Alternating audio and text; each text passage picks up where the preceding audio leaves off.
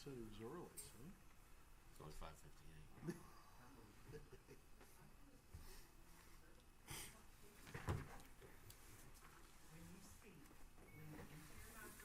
Hold on, I'll tell you when I'm ready. Hold on just a minute. It's on. No. It is on. I feel so frustrated. Call to order. Public comment. What time is it? Oh, haven't done this since November, so 6 p.m. yep. It is currently 6 p.m. Call this meeting to order. Public comment. The Texas Open Meetings Act prohibits the board from.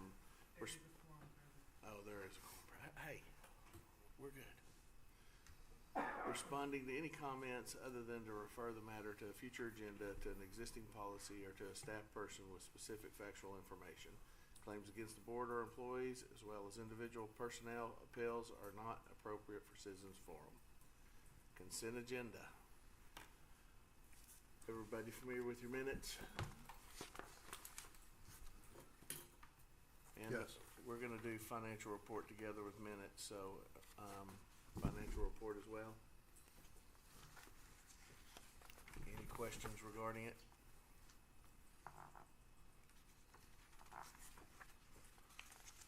None? No, none. Do I have a motion? So moved. Have a second? Second. All in favor? Aye. Aye. All right. Moving on to action items. Consider and act upon approval of amendments to the incentive application. What's that?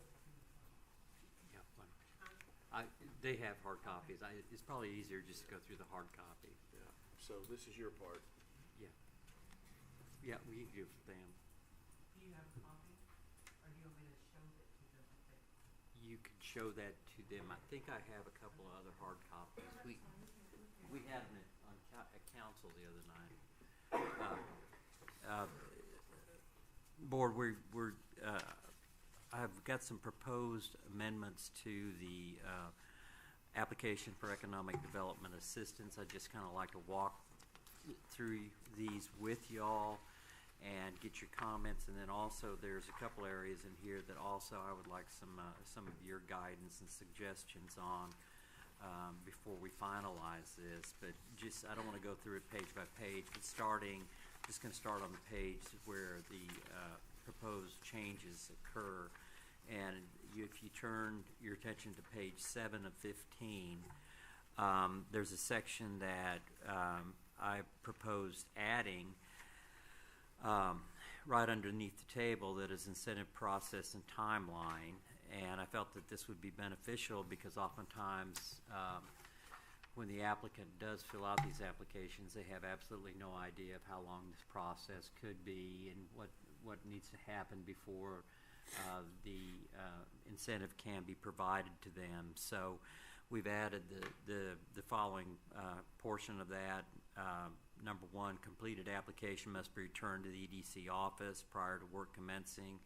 Number 2, projects involving incentives between $1 and $49.99. The EDC must hold a public hearing on the project and allow 60 days to pass since the first public notice of the project prior to expending funds.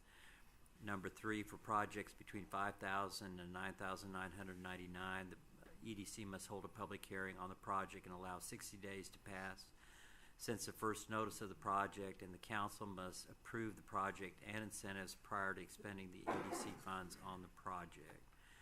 And number 4, for projects $10,000 and over, the EDC must hold a public hearing on the project and allow 60 days to pass since the first public notice of the project, and the City Council adopts a resolution authorizing the project after giving it 2 separate readings prior to expending EDC funds. This just provides some clarity to the applicant for their purposes, that they know that this process is going to take a minimum of 2 months, at least 2 months, and there will be a series of public hearings before it's approved and before the money can be expended. We did some other changes there because we have new representation with the Northeast Small Business Development Center, and that will probably change again over the course, we could look at that every year because that may be a new person every year. If you turn to page 9 of 15, we changed some wording on item number 3, that if grant funding is approved, full compliance will be maintained with all provisions as provided guidelines. I added the wording performance agreements and or special provisions as a part of the grants. Performance agreements are actually a term that actually comes from the local government code, which we'll look at in a minute. I felt like it's probably appropriate to have it in the application. Then I added number 4, again, just to let them know the process that's involved in this, that the City Council would approve any incentive involving expenditures exceeding $5,000. The next big change, there's some minor ones, but the next bigger changes are going to be found on page 12, and this is one I'm going to float up by y'all, and I've talked to some of y'all about this. It has to do with the graduated rental assistance program. The program as it existed prior to these proposed changes was front-end loaded, meaning that you had more rental assistance on the front end and less on the back end of it. My experience in running a couple of EDCs in the past has been that it really makes more sense to load it on the back end of it than it does on the front end of it, because usually you're more capitalized on the front end of starting a business than you are after you've been in business for 6, 8, 9, 10, or 11 months. That's when you could use a little bit more assistance. So that's basically what the change is here. If you look at, there's 1, 2, 3, 4, 5, 6, 7. At the 7th bullet point, the rental assistance is designed to assist the business owner with rental expenses over a period of time, but the owner will assume full responsibility of the rental costs at the end of the program, at the end of the rental assistance period as determined by the EDC. We also called for change the wording to include a cancel check. And then I added another thing in here that I want to float this up to y'all and see how you feel about it. All disbursements through this program will be made in the form of reimbursements following the submission of a copy of the cancel check paid to the property owner and or a receipt from the property or direct payment of rental assistance to the property owner and landlord. Now, we suggested this because what we saw in Winsboro a lot of times was that the business owner got the rental assistance check and never paid the landlord. So we switched it. We have only ever paid by reimbursement. So if they didn't approve it, we didn't do it. Okay. This just adds, we can pay directly to the landlord if we feel like it's necessary versus the canceled check. So that's a good thing. Then the next bullet, generally the program can span any amount of time up to 12 months, with the EDC reimbursing the business owner's rental expense in 4 installments. And this is where I switched it from front-end loaded to back-end loaded. 25% for the first 4 installment, 50% for the second installment, and 75% for the third installment. And then I also added the wording, term of assistance and length of payment installments may be negotiated between the business and the EDC with the decision of the EDC to being final. This would allow the EDC, instead of maybe doing a 12-month, it could do an 8-month, could do a 4-month. They could do whatever, they wanted to do. It just gives the EDC a little bit more flexibility on how they might want to approach the rental assistance program depending on the needs of the business owner.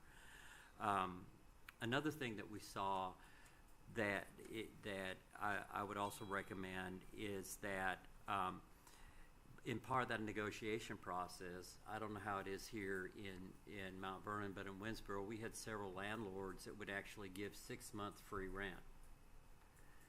And, the business owner would also apply for rental assistance, but we didn't kick their rental assistance in until that 6-month period expired. So that's, gives us a little bit more control.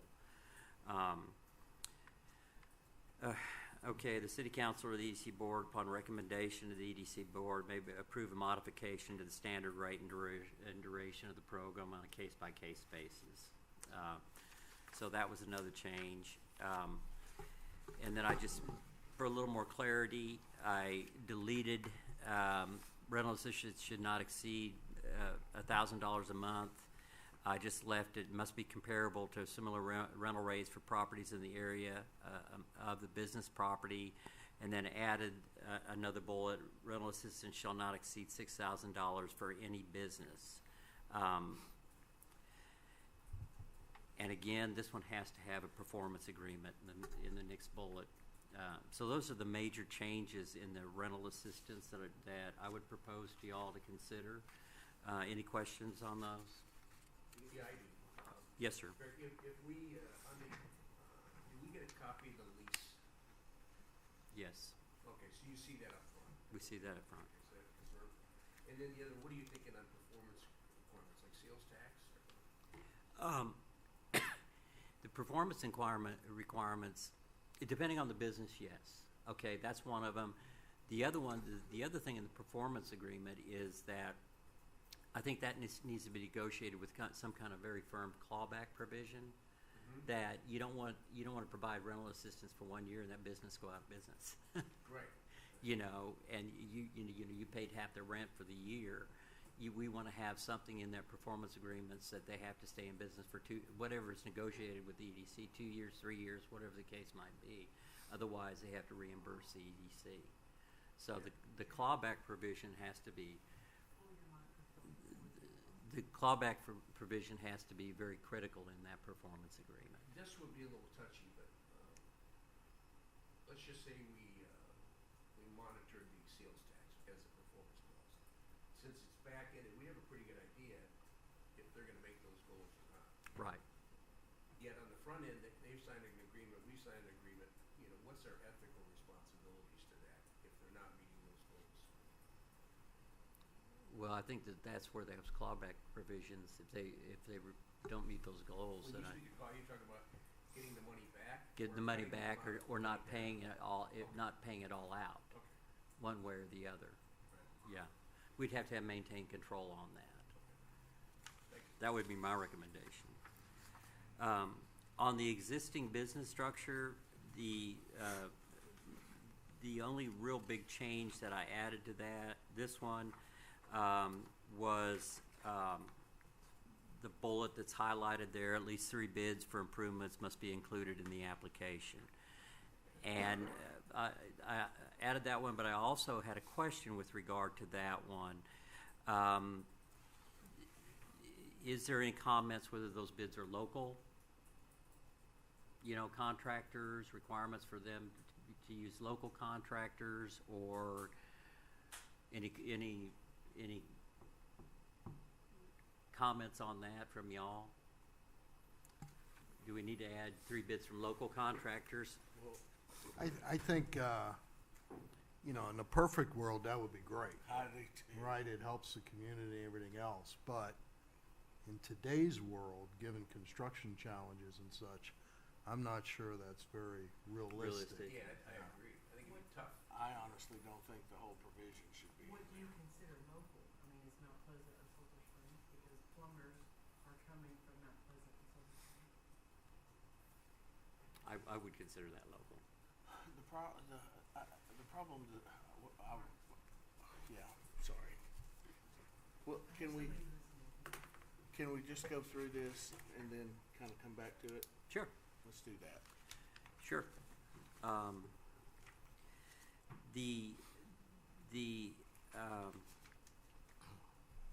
The job creation incentive, I just cleaned up the wording there a little bit on that. The only other thing there that I had concern with was that number 8, the Mount Vernon Economic Development Corporation may grant an amount up to $600 per job, with a bonus of $200 for every employee that resides within the city limits and earns more than $10.20 an hour. I don't think that's realistic. And we're saying that we're incentivizing fast food jobs here, guys and gals. See what I'm saying? We're incentivizing lower paying, service jobs at that level. If I would recommend that the board consider making the recommendation to council that be raised to, I don't know, $25 an hour. More of a living wage type of job, but I'm open to y'all's thoughts on that. That it? That's all I got. All right. Y'all mind if I start kind of from the top here? So you're one of my pet peeves on our last application, and I'll just bring this up to the board and you. The application must be filled out and returned before the project starts. I never thought that should be in our last application, and I retain the thought that I don't believe it should be in this one, and I'll give you an example of why. And then I just wonder from there what flexibility we would have in the event of something like this happening, and it's the Sweet Home Texas deal. And Kathy, can you kind of elaborate on what happened there and the process of the deal? Yes. Sweet Home Texas started in business. Another business hired a plumber to do work on their building, filled the city drain with concrete.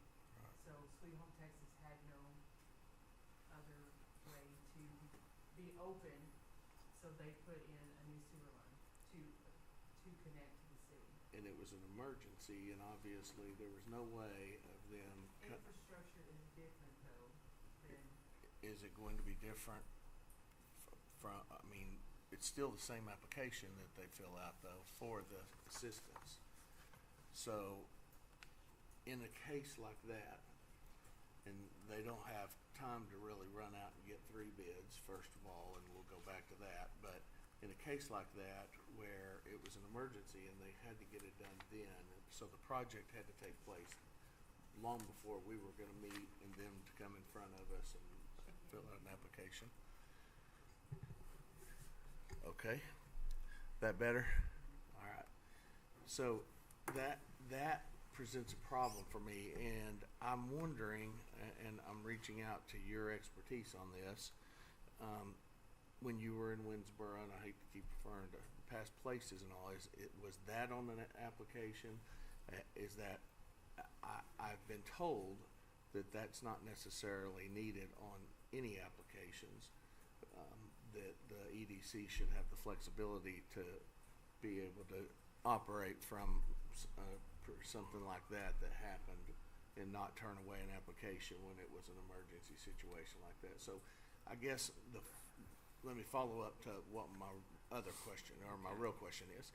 If we leave that in there, can there be except under something, or is there a way of giving us some flexibility to operate under an emergency situation like that? I think that's there to encourage folks to take the initiative on the front end. I think that you can always make an exception. The EDC can recommend an exception, and you can actually say that we want this exception made, and then the council can have the final decision on that. I would hate to remove something like this. I would hate to set a rule that says, okay, somebody's already is 3/4 into their project and they decide to come and apply for assistance. See what I'm saying? Oh, absolutely. I And agree. so, I think that the exception can be made. Emergencies are always different than just going out and doing something. So, to be on the record, if there were an emergency, this board would have the authorization to at least take Make the opportunity. recommendation. Yeah, Okay. yeah. Then I'm fine with that being in the application. That settles my pet peeve, I guess, so to speak. Well, Mark, maybe I can add too, the other what if, or the other possibility we discussed the last time we talked about this is that you know, nowadays it's hard to get the word out about programs. People don't read the paper. People don't listen to the radio. And if you post that you're giving away $100 on Facebook, it'll probably get buried in someone's feed, and they'll never get to it. So it's really hard. Sometimes the availability and information about programs just don't get to people, you know, and I don't want to interrupt you, but you'd be surprised because 90% of people that come to the front counter ask us. They're not asking y'all. Oh, They're asking us. I- Hey, we can get free money for this or that. and I'm only talking about the people that don't know. It's like in agriculture, most of the people in agriculture know about the programs that are available. Right. But I have close friends that are well into agriculture that knew nothing about large programs that were right under their nose. Right. And I was even talking to someone about it last week, and they had no idea that there were certain hay assistance programs. And these are people that have their nose to the grindstone and are, you know, losing money and in one of the worst years that they've been through, and they didn't know about it. Right? And for that reason, you know, you don't get information through feeds on the internet anymore. It's too cluttered. You don't get it through radio. You don't get it. So the government, I've noticed in a lot of areas, has some flexibility on coming to them after the fact. If you did what you were supposed to do, you know, it was what the program was intended for. And so like we kind of used the analogy in talking about this very thing where we might have one company that is like the ideal candidate that is doing, you know, they're struggling, and this was exactly the sort of project or the sort of work that we wanted to assist with, but they just found out about it a little late. And it may not have been an emergency, right? But if we don't have this language in here, it doesn't hurt us, because if someone comes to us and we don't like, I mean, we still are going to evaluate each project on its merits and you know, and approve it or not approve it, right? But this language in here can eliminate, you know, some things that, you know, there's some negative potential there to keeping that language in there. I don't see the negative in not having it in there, because someone can still come to us after the fact and we can still evaluate it and go, no, not approving it. It doesn't say we have to approve it just because they got the application in before the work was done, right? But it says that we can approve it if it got to it after. You see what I'm saying? So, and, you know, one option in keeping the language in here limits us, the other doesn't, in my opinion. Okay, I think, and I understand where you're going from that, and I think I really appreciate the point that you made, and the point of how do we get this information out there to them, and that raises even a bigger question to me, and I think we'll talk about it a little bit when we get to the strategic plan, is how are we going to market? You know, and who are we going to market to, and more importantly, what are we going to market? And what I mean by that is the EDC. What types of jobs do you want to incentivize? What types of businesses do you want to incentivize to come here? Do we want to incentivize businesses that pay $25 an hour, that have benefits? Do we want to focus more on industrial manufacturing, larger service, larger commercial types of businesses, or do we want to do the small mom and pop ones? And that's just a question, and that's something that this board and the city council and anybody else that participates in the strategic planning process needs to be thinking about as we get into that. Now, with that said, then I see two different types of marketing strategies, completely different types of marketing strategies there. So, you know, I guess that's part of the bigger picture. Now, whether this is on the application or not, I think the more important thing is how do we get the information out there to them, and who is them? Who do you want them to be? Does that make sense? Sure. I mean, but That seems like what we're talking about later on, you know, yeah, further down in the pages. But I mean, I think Mark's point, my point was just that the language here on page 1, it can kind of limit us in the event that there was something that we wanted to approve. But it doesn't force us to approve anything we don't want to approve, Well, that's should we true. take it out. That's true.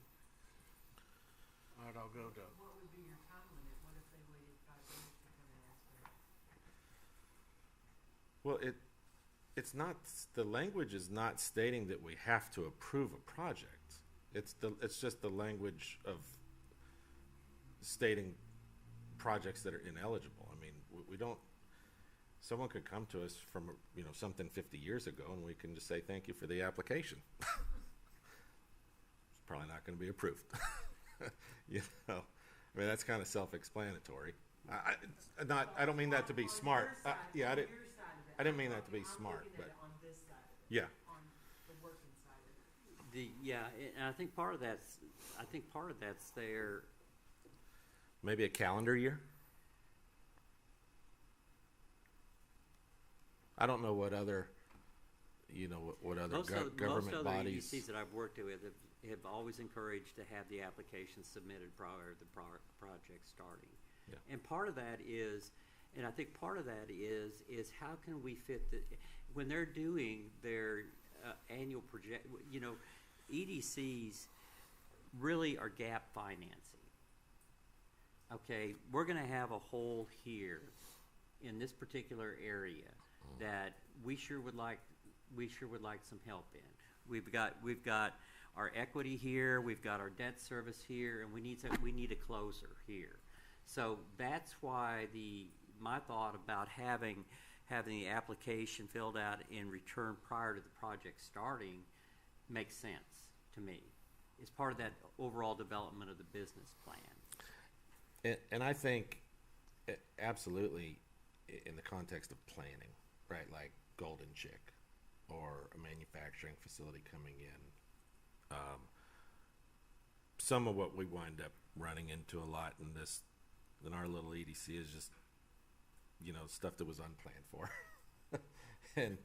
and that's, we're just kind of talking, I'm referring to kind of the rare case where some of that,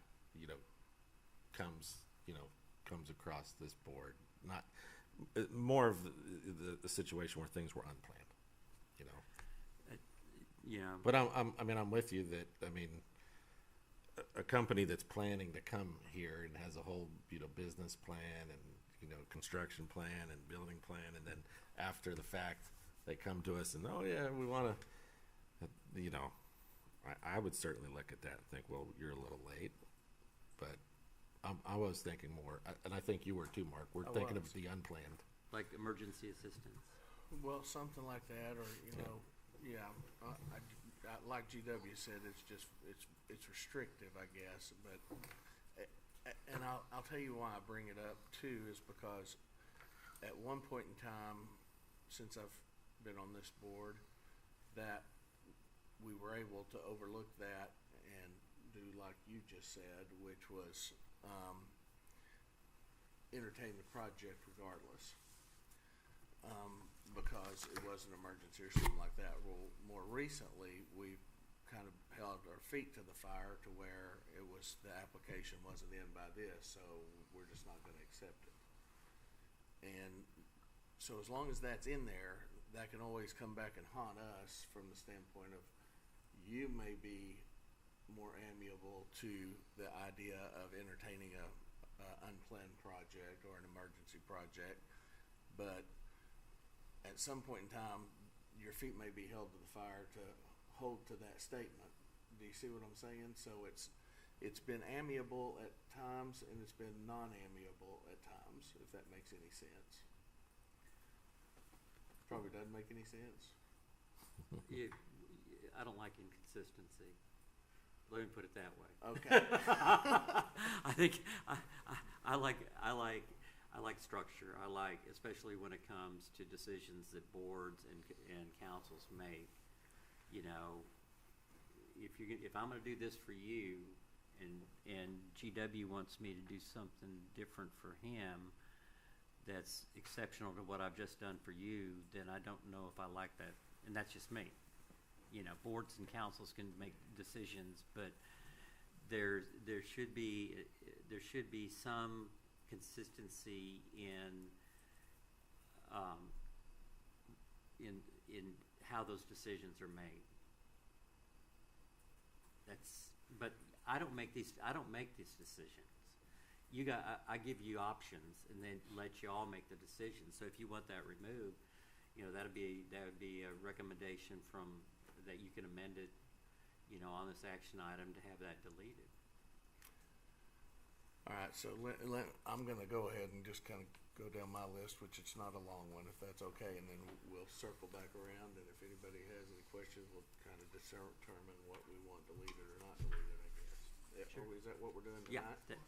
yeah, Are we actually deleting it tonight, we can. or leaving it in tonight? I mean, on everything. Your options tonight are you can approve it as it is, we can amend it, or you can postpone decision on it and bring back with changes that you've recommended, and Okay. bring it back to the next meeting. All right.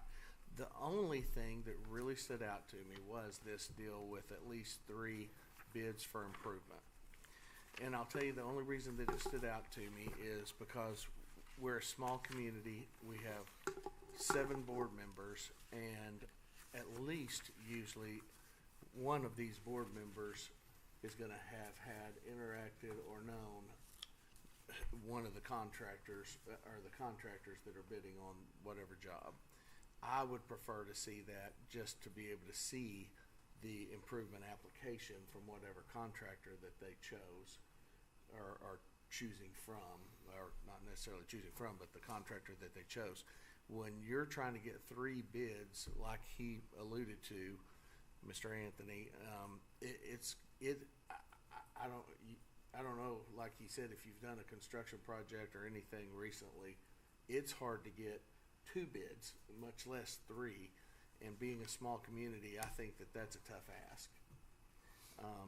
And especially knowing that 7 of us are gonna, out of 7 of us, at least one of us, I would figure, are gonna know so I would prefer that to be, and I'd like y'all's input on this, but I'd prefer that to be, we wanna see the bid of whatever it is, and be able to make a determination of if that looked like a fair bid to us, because we're all logical people here and can determine, that looks like a logical bid to me, but. That is what you're asking, for them to turn in the bids with the application. I was asking for them to I was proposing that they give us 3 bids. They'd be required to turn in bids. Yes. Right, And- and you're saying, what I'm hearing you say, Mark, is that only 1. No, I'm not restricting it to only 1. I'm just saying I would like to see, well, by that They time, can't get 3 or 2. just the bid that they got that is appropriate, I mean, or that they've chosen, I mean, because. Lily just suggested that if they can't get more than 1 bid, they turn in letters from other people saying we're not gonna pick it up. Get the other bidder to say, I can't bid on this, or I reject, for whatever reason, I'm unable to comply with the timeline or whatever, I don't know. Or that they say they've contacted these other bidders. There's a tendency. The intent is to ensure, it's really to protect them, that they're getting the best possible price. That's the intent, that the business owner is getting it. It's not the 3 or the at least 3, it's not I don't wanna stumble over that. See what I'm saying? Yeah. In other words, you're asking them to do their due diligence and finding the best possible, Yes, which isn't necessarily always the lowest, but the best that's exactly possible. right. Right. And we can change the wording, guys. I don't have any argument with that. I would like to see best effort, and Mark, back to one of the points you made, I'd hate to rely, while I think I know stuff about construction, I am not the guy to come to. So the reliance on me to review pick any topic, I'm not sure I'm there, but I would like to see the diligence, as was pointed out on their part, to at least make the effort to bring it forward. At the end of the day, if they only got 1, they only got 1. But at least we know they gave it a try And that might even help decision-making as well, so.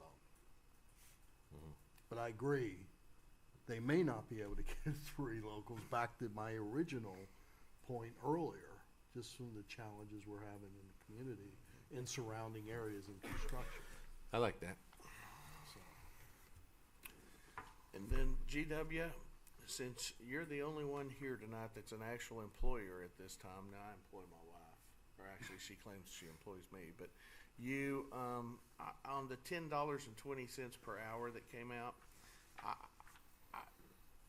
just, could you elaborate, I guess, on what would be kind of what you would deem as a fair rate for something in this particular environment for what that number should be that we would want to incentivize local businesses in the community paying a fair wage to employees?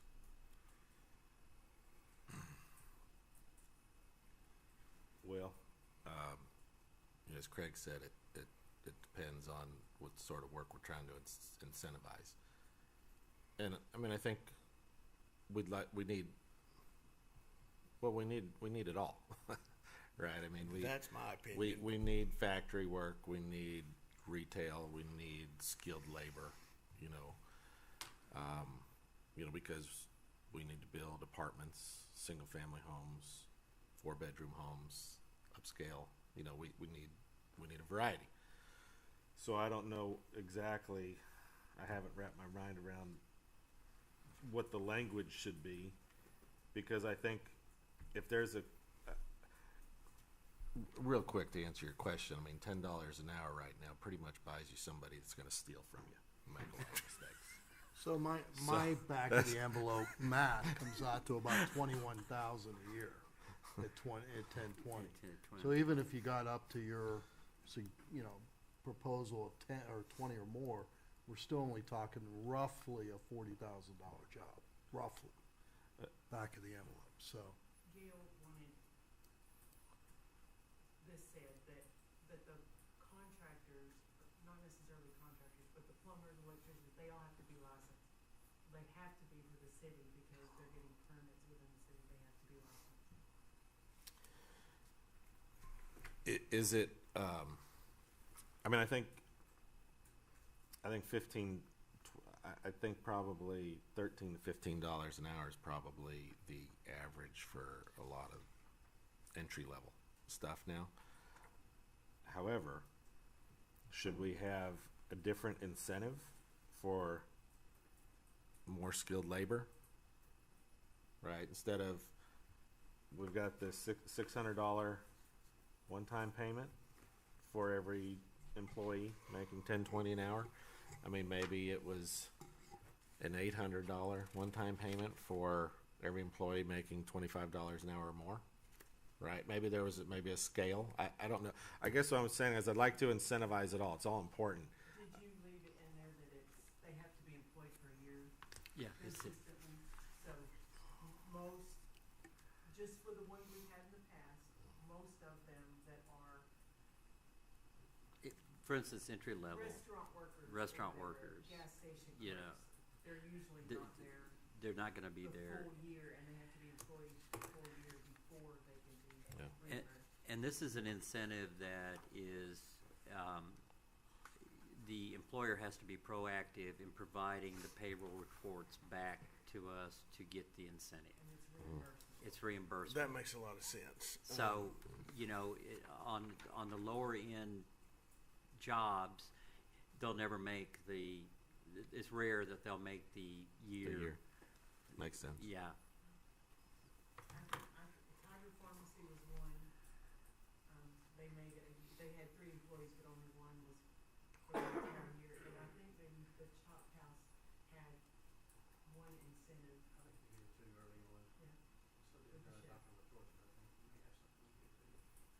Was it employee? Maybe it was. Hey Brad, can you But give I any mean, input to this? it's Now, without divulging very your, rare. your wage scale, can you give any input to that number? It's rare, but it's Well, in the restaurant deal, cooks and stuff like that, your GW's kind of gave you a number Yeah. that's kind of right in that range, $13 to $16 on those kind of jobs. But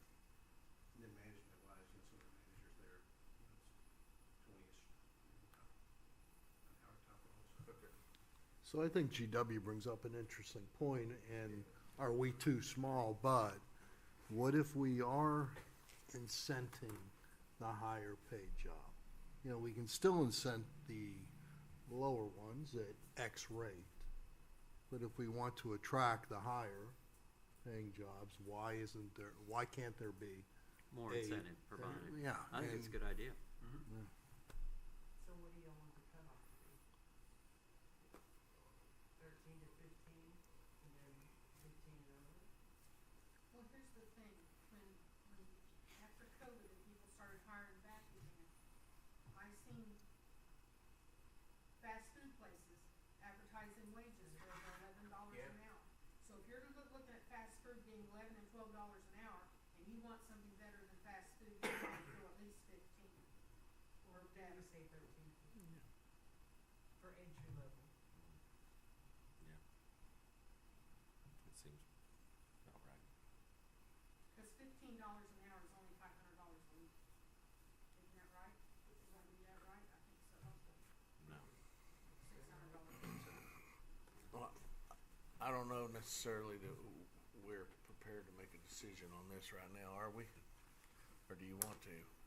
I can take this back and redo it with, at $15 an hour rate and add a $20, $25 an hour rate and break that out into, and this would be the maximum expenditure. Does that make sense? You comfortable with that?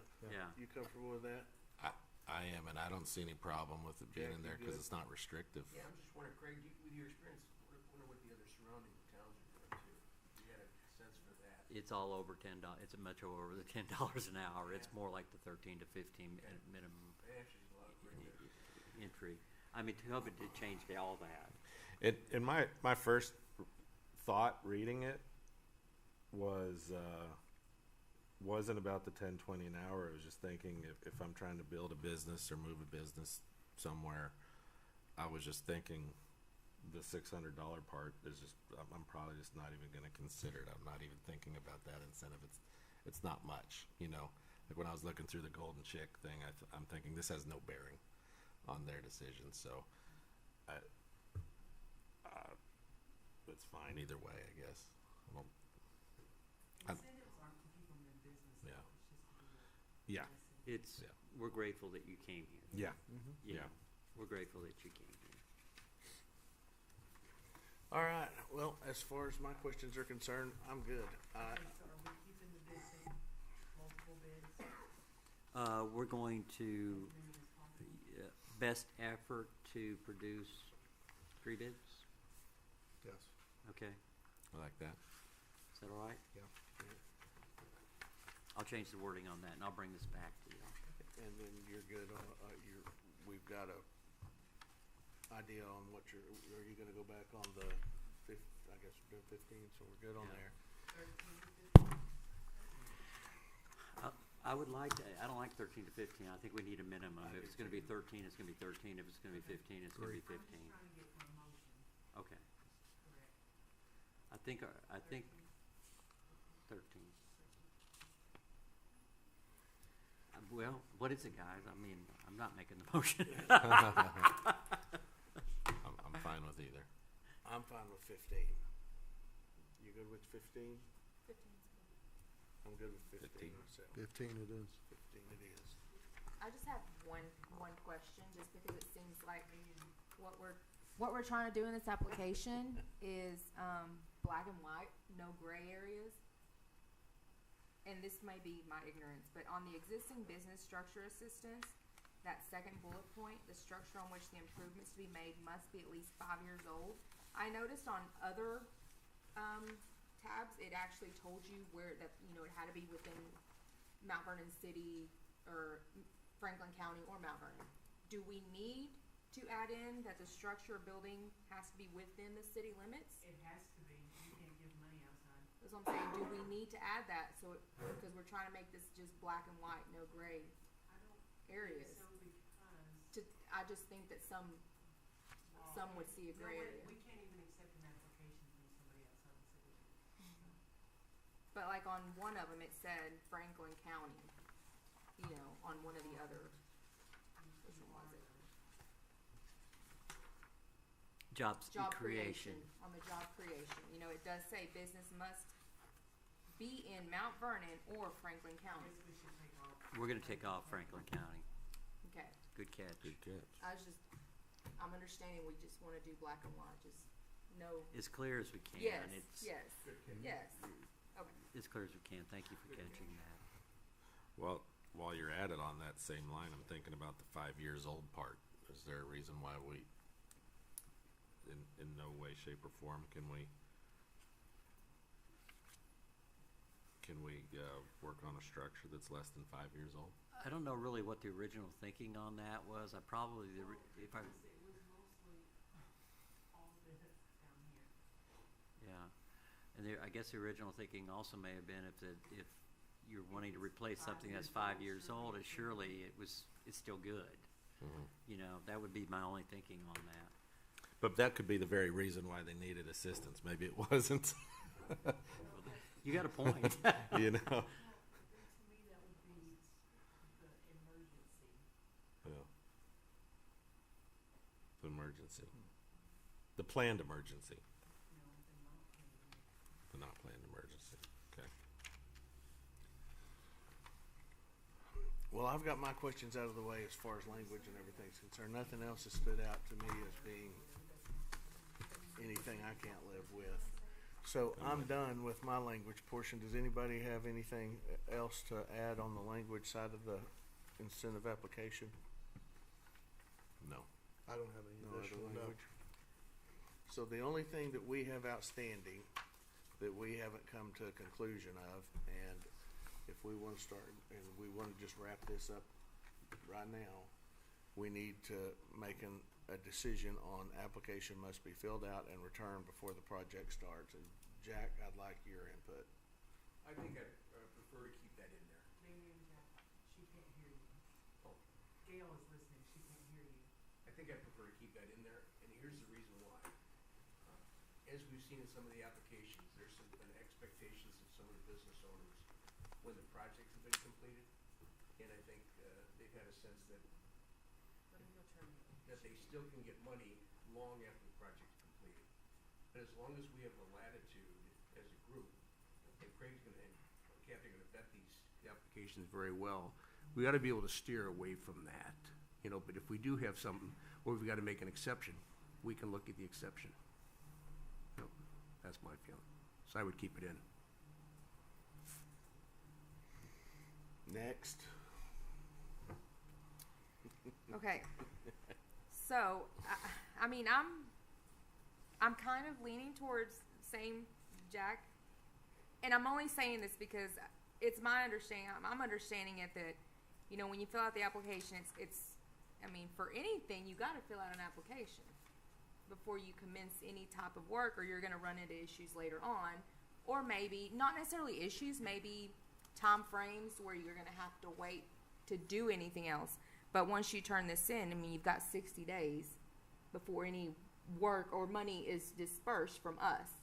So, I mean, I'm okay with leaving it in there. Maybe if you wanted to add, you know how sometimes they have that fine print with a little asterisk that say, you know, emergency situations will be, you know, I guess, presented accordingly or considered. Yes. Yes. So Yeah. maybe adding something with the emergency wording. I mean, That's mhm. wow, I agree with that. you're throwing in a lot of value tonight. I think that sounds good, because that's really what we're talking about is something that was, come up, like an emergency, something totally unplanned that caught them off guard. So I think that's a good exception or addition. Yours? Yeah, I like the addition. Although this will sound like waffling for a moment.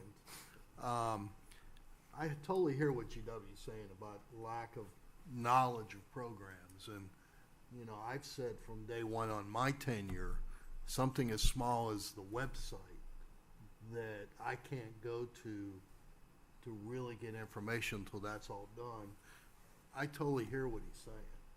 But then I also worry about inconsistencies, precedent setting, and everything else tied to decision making we have to make. So I want something in there. I would like to see something in there, and I like the suggestion that was just proposed, with the assumption that we figure out GW's challenge as well, because I think that's huge. It is I really huge. do. Mark? I can absolutely live with what she said, including on this. I'm great with that. Yeah. Go for it, man. I'm great with that. That exclusion. We good? I know. Hi, Gail. All right, so are we ready to vote on this then with the changes that are currently made? We have. Motion? Hold on just a second, yeah, but nobody else reading through this has any other questions with regard to any of the language? No. Then I am looking for a motion. You want me to read off all the changes? Yeah, go ahead for clarity. So the motion will be to change, we're gonna take off Franklin County on number one, on that incentive under the employee. It's gonna be raised to $15 an hour.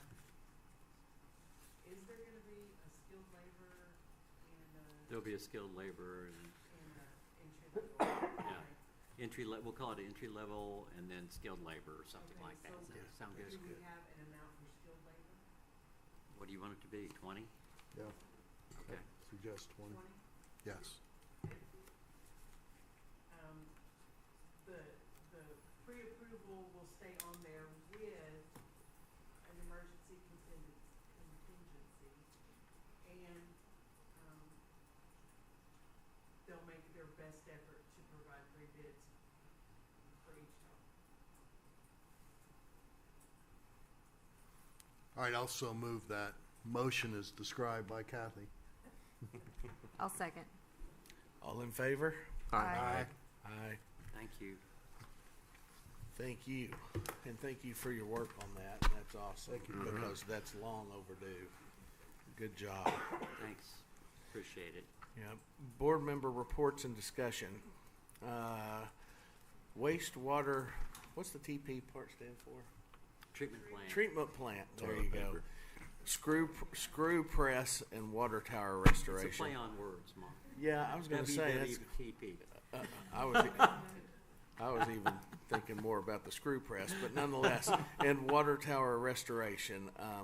This is kind of on you. Just I had asked to get an update since we had helped fund that, and just kind of wanted to know kind of where it's at. The screw press is under construction now. We paid Kathy informed me today that we made our first installment payment of some 90,000-ish. Right at about 100,000.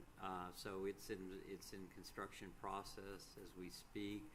The water tower restoration project will begin, we believe, in late March or early April, according to our engineers. We met with the engineers on it about a month ago, and that's what they've informed us. So they Very are good. both underway. Good. Both underway.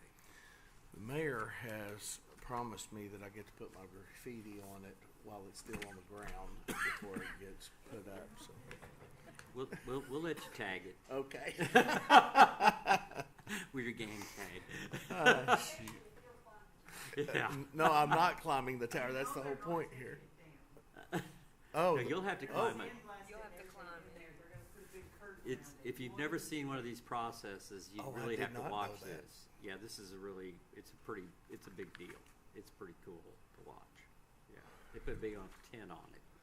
boy, that messes up my graffiti. Yeah. And I hope they pay those guys more than $15 an hour.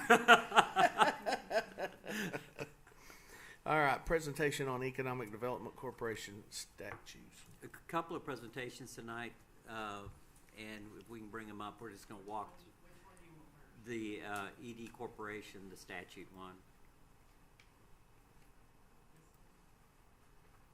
That would be the one. Okay. I thought it was good. I thought it might be good for us to take a look back at how EDCs have been were established and the intent of the establishment, because I think it ties in a lot to what we're going to talk about later on when it comes down to our discussion of strategic planning. Basically, the Economic Development Corporation legislation started back in 1979 when the Texas legislature saw a need for cities to be able to incentivize economic growth within their boundaries, and they really didn't have a mechanism to do it. So they established the ability for city councils to establish economic development corporations. At that time, those corporations were only privately funded. There were no tax dollars going into those corporations. And at that time, those corporations were only targeted towards what they call Type A. Now they call Type A, which is more primary jobs, which is big businesses, big manufacturing. In '91, they came back and said, well, you know, we need to have some type of local option tax for cities to come back and say, you know, to help fund these corporations. So that's when they started doing the 1 1/2 cents option sales tax that would go directly into the Economic Development Fund. And but that was on a local option basis, and that started, I guess, about in '89 is when it started. And then come along in 1991 is when the legislature saw, well, we need to expand this beyond just Type A corporations, and what about smaller cities that aren't really going to be able to attract a Toyota plant or something like that? How are we going to help them to create jobs and incentivize businesses to come there? So they started the Type B corporation, which allowed that money to be used for a lot different things other than just creation of primary jobs. But ultimately, these two chapters of the local government code, which you have links to, I think, in this PowerPoint, this is where it all began, and this is where any changes to Economic Development Corporation in Texas, this is what's amended continually. Chapter 501 talks about an authorizing municipality. The city council has the authority to create economic development corporations. They wouldn't exist if the city council didn't say that they existed. And they have to take an official action to do that. And they also have to take an official action to have a local option to have the funding created for that. State law also says that the council appoints a board of directors, or 7 directors. They serve for a 2-year term.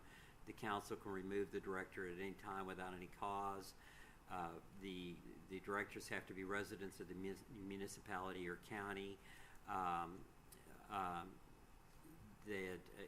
That's in closest proximity to where the city is that creates the corporation, and there has to be at least 3 directors that are not persons of employees, officers, or member in the governing body. Then the board itself, the board of directors, appoints the president, secretary, or any other officers, and that's usually handled through the establishment of their bylaws. Next slide. I'm not going to read every one of these, but I'm going to go over just the high points on the next few. The next one talks about the general powers and duties and liability for economic development corporations.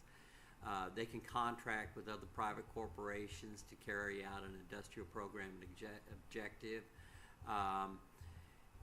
as long as that objective is consistent with the objectives of the Economic Development Corporation. There's a cap that the legislature's put on how the money is used, and that cap is specifically towards promotional purposes, and that's 10% of whatever the revenues are that year can be used for promotional purposes, for advertising types of purposes. EDCs can issue bonds to finance economic development projects and use their revenues, and that includes their sales tax revenues, to help pay the debt for that bond service. And those bonds are on the EDC, and they can't be held against the city. So the only thing that can be used as a surety, the bond, or the revenues that the EDC itself generates, typically through the sales tax or donations or anything else. The city's not on the hook for that. There's procedures that are involved in that, and one of them is that there has to be an appraisal before the purchase of any property with the bonds. EDCs, a lot of people don't know this, you can also exercise eminent domain power with the approval of council, and there's a lot of public hearings that go involved on that. That power has been significantly limited the last 2 legislative sessions for cities and for EDCs, and that's really been reined back. Okay, so this is a very difficult process. Now, you almost, eminent domain, you almost have to have people say that they want to have their property annexed. Okay, so it's a very arduous process at this time. The good news as far as the liability is concerned with EDCs is that they're not liable for damages arising from the performance of keyword government function. You're doing your job in accordance to what the law says, what the bylaw says, we're protected from tort claims. And that's whether you're an employee or a director of the corporation. Let's look at the next slide. This one is this really applies to type A corporations more than type Bs. Type Bs get a little more, you'll see a little more of that in the second slide, but this defines a project, and I think it's important for us all to understand what a project is, and that's projects related to recreational community facilities, affordable housing, water supply facilities, water conservation programs, and also, in some instances, airports and railport facilities. There's more specifics that are related to those, more agreements that have to be in place, development agreements for that, and that's something that we may want to think about in the future. Okay, I think that as we look at rail out by Lowe's, this may be something that we might want to investigate in a little more detail.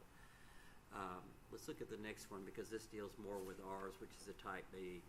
Type B corporations were authorized and created by a municipality for cities that had 20,000 or less. The project here also includes land, buildings, equipment, facilities, expenditures targeted infrastructure, and improvements found by the corporation's board of directors to promote new or expanded business development. So there's always been questions about why would EDCs want to pay for infrastructure? Well, infrastructure is the first essential component of economic development, and if you don't have the adequate infrastructure to handle companies coming in or companies that currently exist, then that's something that has to be addressed. This section also addresses that the public hearing aspect of it for projects that have 10,000 or more over, which basically says that the city council has to adopt a resolution authorizing that project. And again, back here, you're married at the hip to the city council on these. You know, we walk together to create economic development.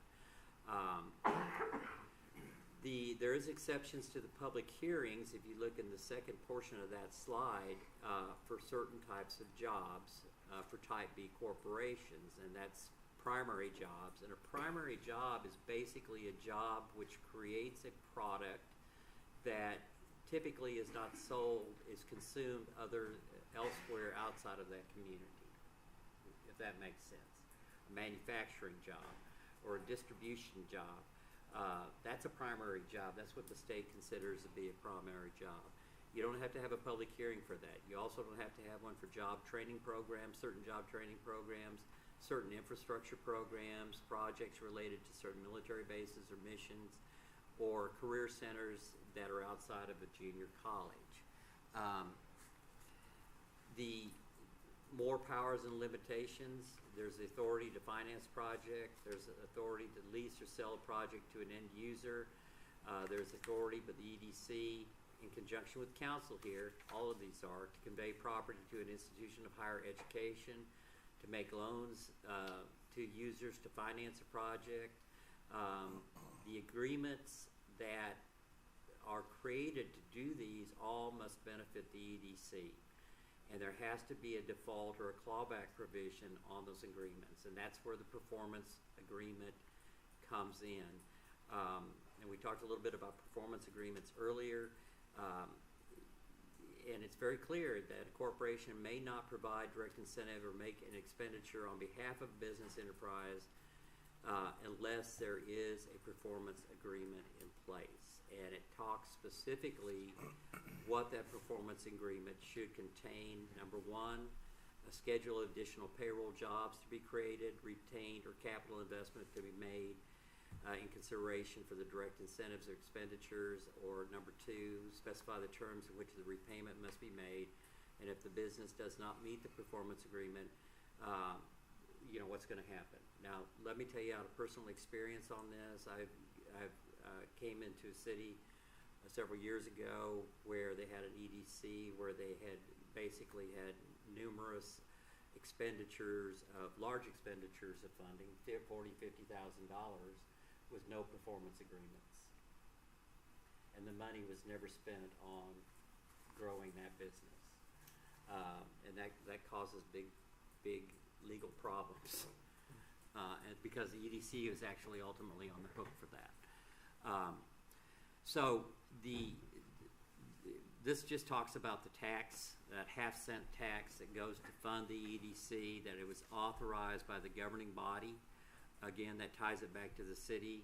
It tells you the uses of that tax, project costs, principal and interest on bonds, and payment of maintenance or operational costs for those projects, and that includes administrative costs are associated with that.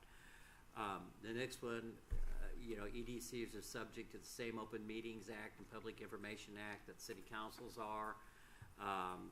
That's also in 501 and 50C, 505. And then finally, the section 501.073 really provides very, very distinct clarity with regard that ultimate authority with the EDC lies with the city. The city shall approve all programs and expenditures of the development corporation. It doesn't say it can, it says it has to annually review the financial statements of the corporation, and that it has access to the books and records of the corporation at all times, and that the powers of the corporation are subject at all times to the control of the city's governing body or the city council. It also gives the council authority to change the structure of programs or activities of the development corporation at any time. And the only limitation on that is that it's limited by constitutional statutory requirements and the impairment of existing contracts. The city cannot go in if the EDC has executed a contract to pay for something with a corporation. The city can't go after that's been done and originally approved by the city. The next city council can't come back in and say, no, you can't do that, and we're not going to pay you anymore. That's basically what that's all that's saying. And then finally, it says that the city council retains a degree of control over the corporation by virtue of its power at any time to replace any or all of the members of the board of the directors of the development corporation. Ultimately, the city council has the authority over the corporation. The next slide, it just covers the public hearing requirements. We've talked a little bit about those. And basically, you're looking at either one or two public hearings with ultimately, depending on the level of expenditure, a resolution passed by the city council. So you're looking at a minimum of 60 days before any expenditures of funds can be made. The next slide, again, talks about the city council having to adopt a resolution after 2 hearings. So that's 2 council meetings. That's going to be 60 days. So the final one is kind of it's not the final slide, but it's the final one that deals directly with this. It just kind of summarizes what we put on that incentive application. It kind of gives you a guidance of that any projects involving incentives between $1 and $4,999, there has to be a public hearing and allow 60 days to pass, so on and so forth. You guys can read that. And I don't need to go through that again, but it's there. You have it for your reference. And it just breaks it down. I think it's also important for those that are applying to be able to see that this is a process that's governed by law. You know, and there is a process that has to go, that all this has to go through. The next slides, basically, guys, are just for your reading pleasure. Probably the best one, if you all want to look at anything, is the next one more, Texas Municipal League Economic Development Handbook.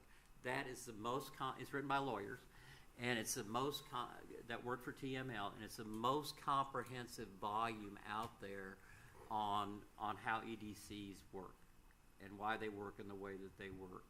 And it's only 200 pages in size 10 font, so it's good reading. And lawyer speak. In lawyer speak. But it is extremely comprehensive and it's well indexed, and if you have a question on something, you can find it pretty fast. You done? I'm done. Not to belabor the point, or to belabor this any, but I had a question that I want to refer to your expertise on this as well. So you talk about the 60 days, it's going to have to be 60 days. Well, does it make sense, and in your previous stops, does it make sense to hold our meetings like the Thursday before City Council's Monday meeting? Because then it truly is a 60-day process versus right now, City Council is before us, so it winds up being a 90-day, doesn't it? Does it? Am I figuring that wrong? Oh, no, I guess it could still be. Help me, calendar lady. I would say the second Thursday. You can always call a special meeting. But your regular meeting, you can't just flip the regular meeting from one week to the next. But then it winds up being a 90-day process versus a 60-day process. So you're getting pre-approval. See what I mean? This has pretty much been the way it's always been. It's always, every city I've ever worked for, the EDC always meets after City Council. So if it's, Is there a reason for that? That's just the way that either the ordinances established it or the bylaws have established it, and it's always been, that's just it. You know, and if you read this, it says,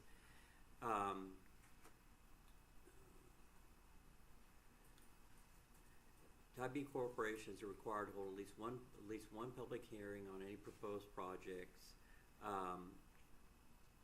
But it also says part of this can happen simultaneously.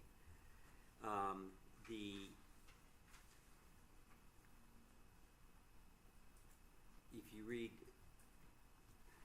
for projects 10,000 and over, the EDC must hold a public hearing on the project and allow 60 days to pass since the first notice of the project. 60 days to pass since the first notice of the project, and No, that's the in POD. paper. That's in the paper. Generally, okay. what we've done is they have their public hearing, we put it in the, if they've approved it, we put it in the paper the next week for the 30 days for the public hearing for council.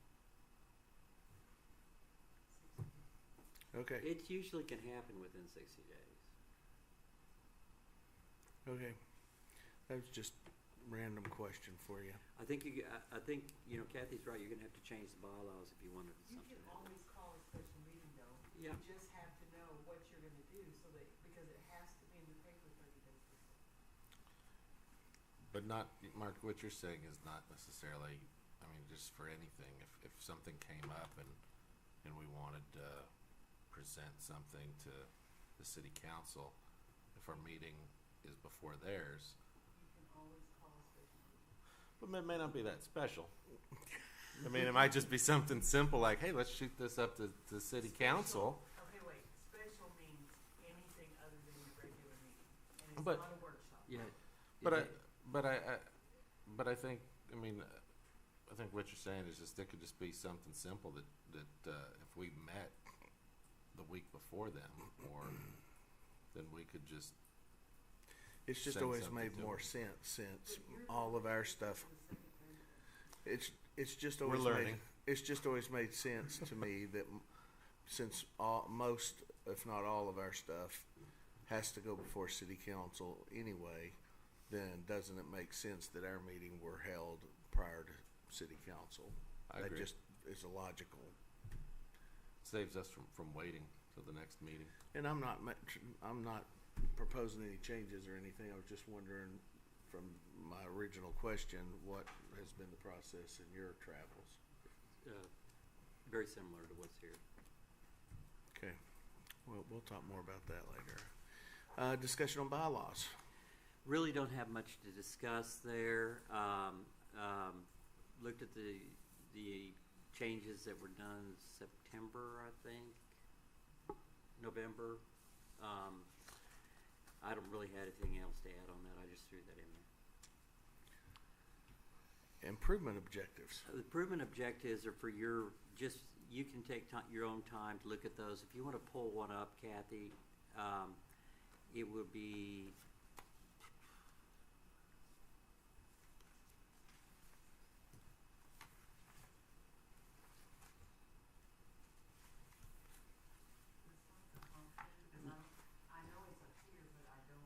I don't think that we had the addition to that.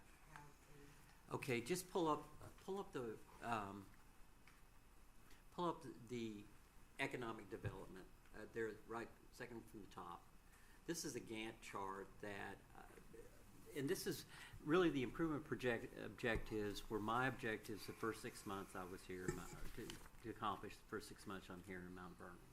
Okay, and they cover everything from infrastructure all the way down to IT, to economic development, to staff development, so on and so forth. And I thought I emailed those all to y'all, but I will, if I didn't, I'll email them back to y'all.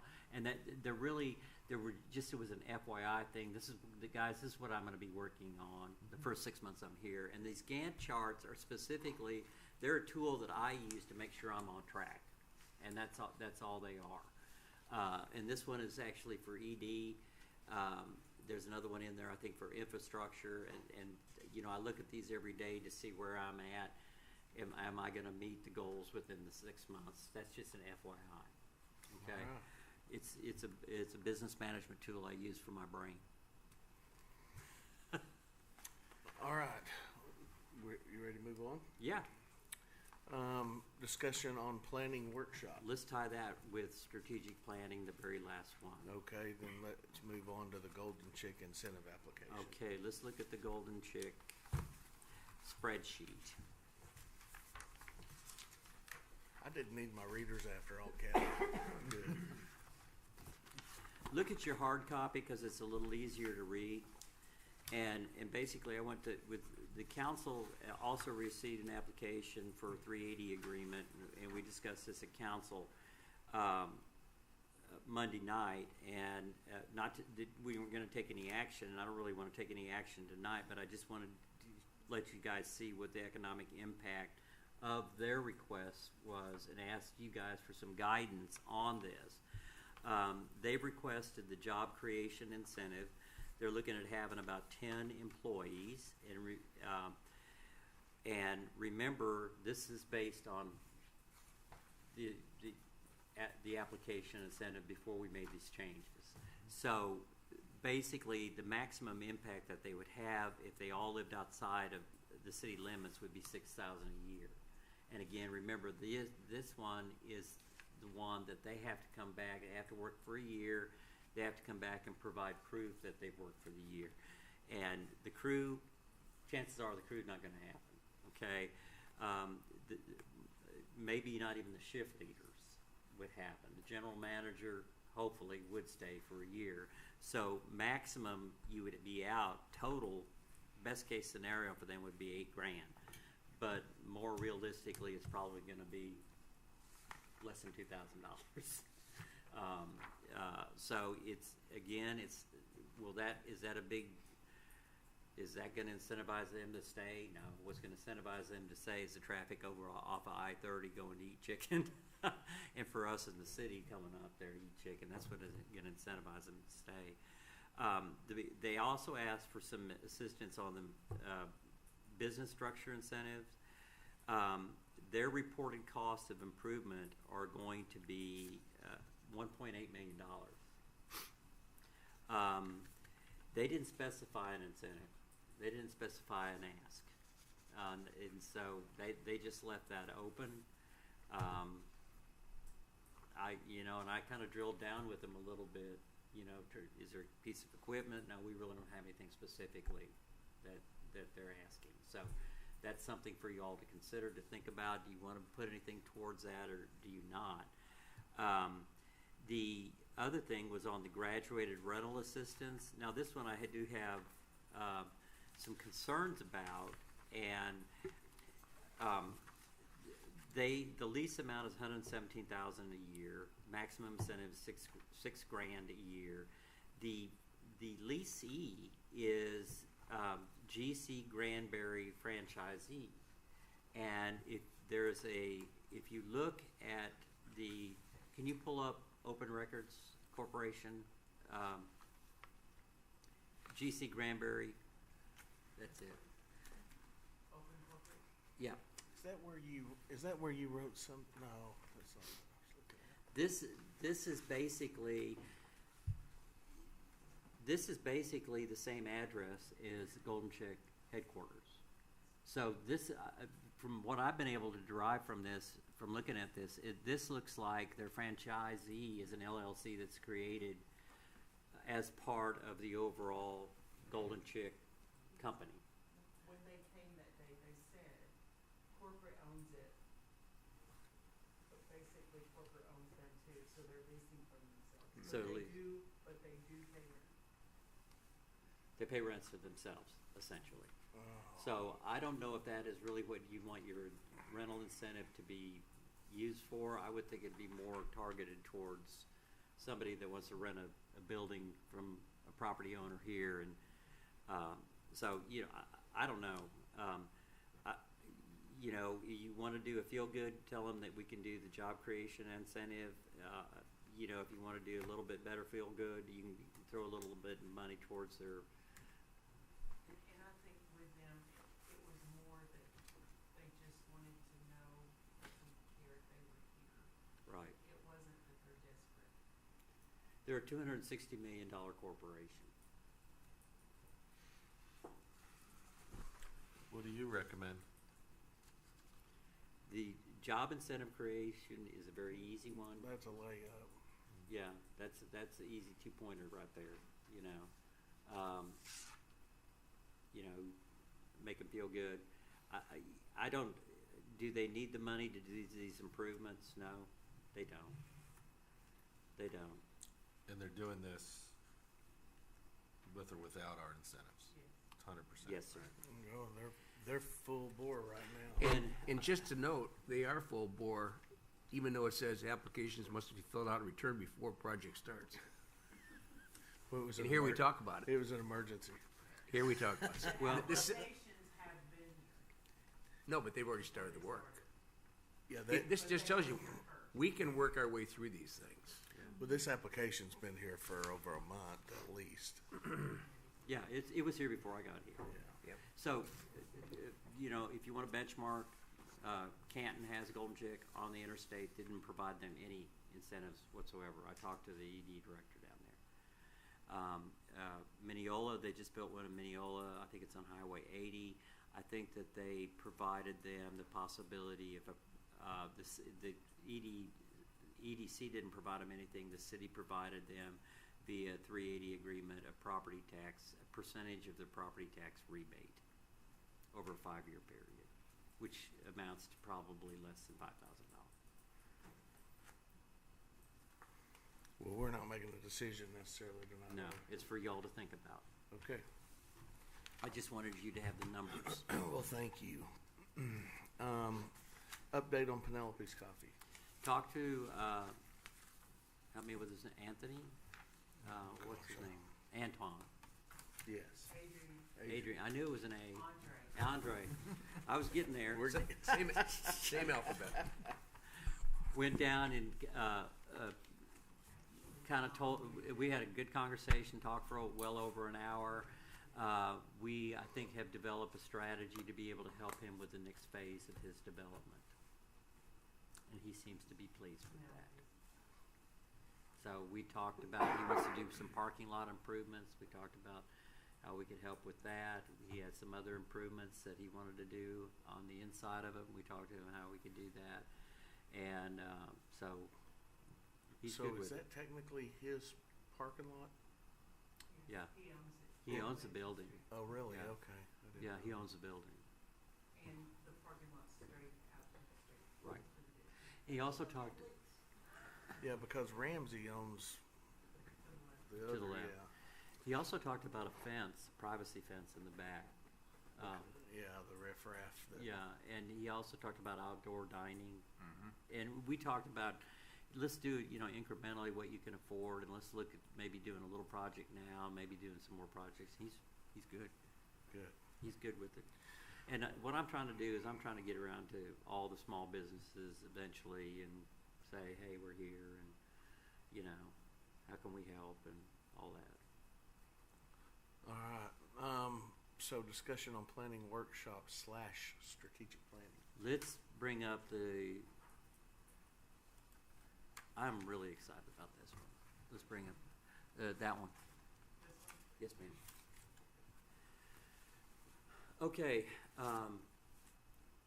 let me preface this by saying one of the first things that I did before, when I was entertaining the possibility of coming to Mount Vernon, was I went through the comp plan. And the comp plan was written in 2009.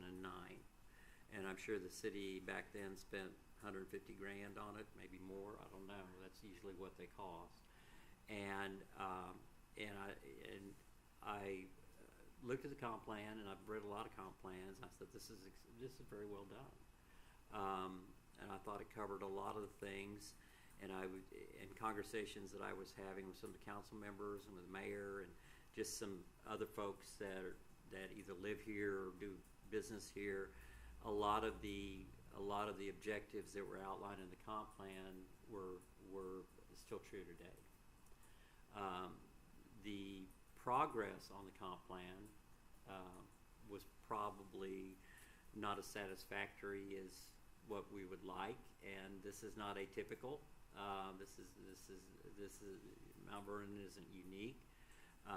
In many cities, large and small, that I've worked with in the past, the comp plan's written, it sits on the shelf and collects dust. And so I got to thinking about how can we take this comp plan, if it's still valid, if it's still good, and a lot of it is. I mean, I felt like everything there is still good. Break it down to make it more specific and actually start working on it, to start making progress. And when I say we, I'm not just talking about the city council. I'm talking about the EDC teamed up with the city council, teamed up with Industrial Foundation, teamed up with the public to make this stuff happen. So I'm not big on these big, broad, flowery worded objectives. I'm more I really like to have very specific goals and timelines and responsibilities. So what I'm proposing to the council, what I'm proposing to this board, is that if we want to stick with the comp plan, then let's review it, prioritize it, and pick some specific goals and objectives that we want to work on in the next 2-year period or less. Prioritize those, evaluate what the status of those goals and objectives are. Where are we today versus were we in 2009? And then set priority objectives for 1 to 2 years. Action, move. And then develop an action plan with agreed measurable outcomes, agreed between the EDC and the city council, that this is what we want to accomplish on these specific objectives within the next whatever year, and then take the action steps, establish the timelines, identify the resources, get the resources that we need, and identify ultimately who's going to be responsible for this, because that's where it falls down. If you don't have a responsible party that's pushing this, then it ain't going to happen. Okay, so this is kind of what I'm suggesting, but using the comp plan is basically the foundation as the initial roadmap to start. So this is what the comp plan, was done in 2020, and this is kind of a one page of the goals and objectives from that 2009. And as you can see, it says, you know, it identifies them as, it gives you the objective number, and then it says ongoing, and then it says in process. What does that tell us? It doesn't tell us anything. It's in process. What does that mean? So what I want to do is add a little more teeth to that. And in an example, I use objective 1.3, prioritize potential growth areas within the city. And so let's look at the next slide. Well, okay, that's going to be our objective. Okay, first thing that we need to do is that group, however many is participating in that group, needs to identify the areas of those growth. Second steps is that we need to evaluate those areas, do a SWOT analysis on it, and define what we want those areas to become. The third step is identify the needs we're going to need to get there, and then the fourth step, develop the action plan, and part of that is have somebody responsible to do it. I'm a very graphic-oriented person, a visual person, and the next one is just another. It's a prettier graphic example. And I like this one because it's circular in nature, and that means you keep going, you keep working on it. It's not a finite timeline. So that was the one with identifying priority growths within the city. The next slide takes another one, and I just did it in a narrative form, and I knew I was going to present this to you all, so it had to be ED, right? So Goal 6 was to promote economic development and job creation and attraction. Great goal. What's the objective? Continue to pursue and encourage the establishment of new businesses in Mount Vernon, thereby creating increased and diversified employment opportunities. Excellent objective. Well, it's not real specific, you know. It's kind of global. It needs to be. I felt like it needed to be a little more specific. So let's pick one. Priority objective: new manufacturing and/or service business on I-30 corridor. Okay, very specific location, very specific objective. Develop the action plan with agreed upon objectives. Identify and secure the property. Identify and establish infrastructure. Market it. Use site selection committee if we have to bring somebody in. If we know what we want this property to be used for, and then negotiate a deal, and then identify the resources that are necessary to do it, to close that gap. Grants, EDC Industrial Foundation, plus the businesses' equity and debt that they bring to the table, and then identify the responsible parties. Who's going to be the players at the table to make it happen? I mean, this is just how you. This is how we get stuff done. So the takeaway here is making sure that it is as specific as it can be so we can measure it and focus it like a laser. Okay, we want this 20 acres of the I-30 corridor.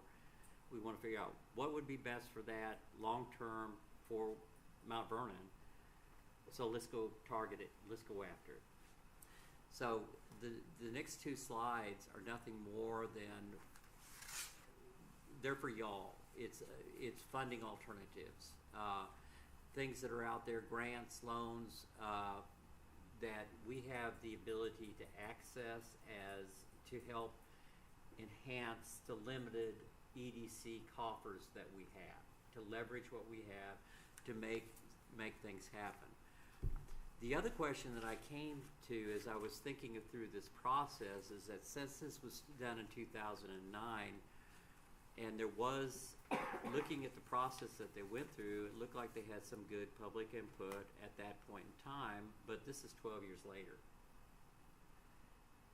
Does the public in 2023 feel the same way it did in 2009. And maybe as a part of this whole process, well, let's ask them again. And so what we did, I took this directly from what I did in 2021 in Winsboro with our consultants. And we did a strategic plan because, our comp plan was old and we wanted something more targeted, more specific. So we did it in a two-phase approach. And the first phase is that we identified primary stakeholders of about 25 folks. And of course, all the council, all the EDC was a part of that. But then we identified significant business owners. We also involved, just other citizens. And we actually went and had First Methodist pastor and First Baptist pastor participate in this too, because we wanted the whole community to participate. And we had interview questions. We had about an hour-long interview with them, and these were the questions that we asked. We didn't ask about Mount Vernon. We asked about Winsboro, and I just flipped them to us. And basically, what this does is that it gives you the beginning of the data that you need to do a SWOT analysis. Okay, but it starts engaging the public at that upper level. Then to augment this, after we went through this, and this was done over about a 3-week period, phone calls, face-to-face, about 25 different people. And then after that, we felt like, okay, this is what the key stakeholders said. Well, what about the public? What about the people that live here? What about the people that visit here? How do they feel about it? So the next thing we did, so the next slide, is that we did a strategic plan citizens poll, and we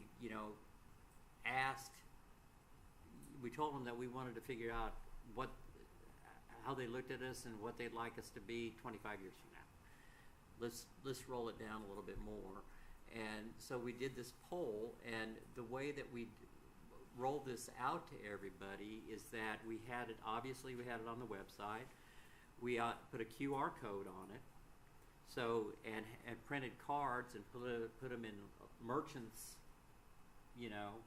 to where all they had to do is go. It took 5 minutes to do this, and we also did it on a hyperlink on the water bill to get our citizens, to make sure that we had a good representation of the citizens. And we had over 500 responses out of a town of 3,500 people. Now, they weren't all citizens. They were also people that came to eat in Winsboro or came to shop in Winsboro. But that's important too. That was important too. But we took that data from the 500 responses that we had and incorporated it into the data that we had from the survey interview questions, and that's where we used all that data, collected it, and then developed our strengths, weaknesses, opportunities, and threats analysis. And from that, we came out and developed. Initially, we had, I think, 10 goals to accomplish over a 2-year period. And to do that process, we involved the public. We did that over a 2-day period at the Civic Center. Everybody was invited to participate. Anybody that wanted to come could come in and participate. First day is that we went over all the data, showed them the SWOT analysis, did that. Second day, we broke up into small groups. These people over here were interested in parks and recreation. These people over here were interested in infrastructure. These people over here were interested in historic preservation, so on and so forth. And each of those groups sat down over about an 8-hour period and broke down and wrote goals and action steps. And and we had the school participate with us in this process. It turned out great. We came up with a usable, tangible document, and it really brought the citizens in. So presenting this to the council for their consideration, presenting it to y'all for y'all's consideration. But I think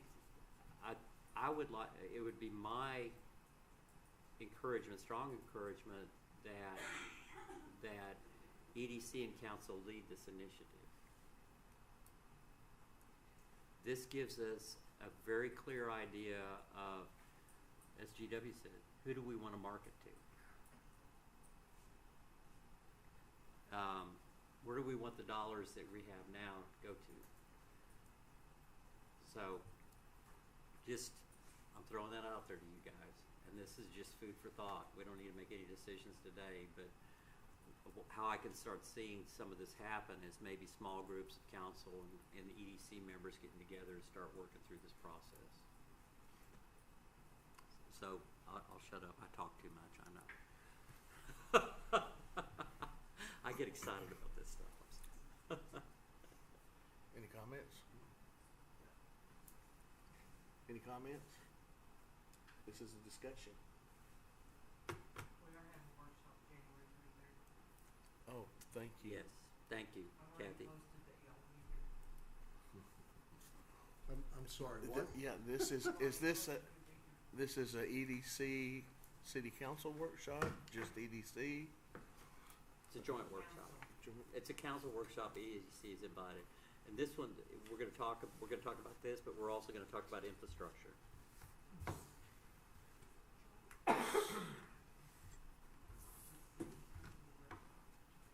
So it's not a joint workshop, it's just city council, but we can come. And talk. Oh, so there is participation on our part. And what is that date? January 23rd. We've decided to, I've asked the council to consider going ahead and setting aside the fourth Monday of every month for workshops. Putting them to work. Very good. All right. No other input? We good?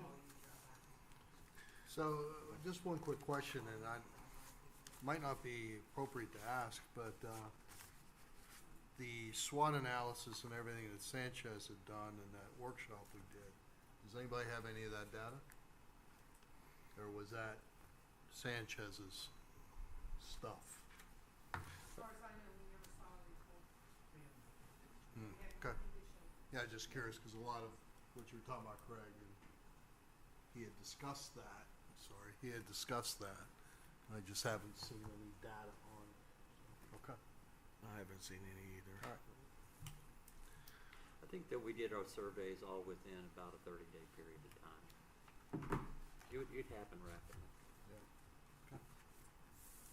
And you've asked council to have these workshops every what? Fourth Monday? We already have it scheduled historically in that work. Oh, wow. We're just reactivating. Wow. Fourth Monday is always a workshop if we need to. Okay. Everybody ready? All right. Well, as part of my discussion, I don't really have a discussion other than to say thank you, Craig. You're very thorough and you're giving us a lot of knowledge, and that helps, and a lot of structure, and that really helps. And I appreciate the work that you put into everything for us. I know that's taken a lot of time, and I appreciate that. So I'm looking for a motion to adjourn. So moved. Second. All in favor? Aye. We're adjourned. There you go, at 7:43. Thank you. I like to hit the ground running. Boy, did you. Thanks. Appreciate you. Appreciate your input.